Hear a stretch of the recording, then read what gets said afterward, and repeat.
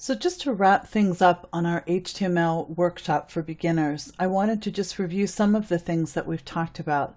I've shown you some of the new tags and talked about which browsers support them.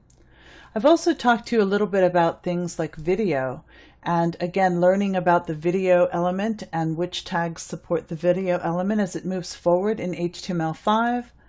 We also talked about color on the web, and we learned about saving graphic files. We learned the best formats to save them in, and we also talked a little bit about the Save for Web feature that's a part of Photoshop and Illustrator. And then we also talked about our code. We moved into using an HTML editor. I happen to use Dreamweaver, which is my editor of choice. And we talked about going in and editing directly in the code, or also editing things on the page and having it be updated in the code.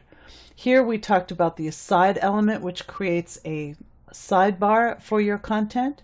We talked about different blog postings and creating excerpts. So this particular blog posting links to a separate page that has the entire blog post.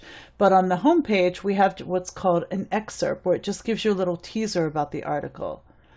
We talked about adding a header and a simple nav bar at the very top of our header.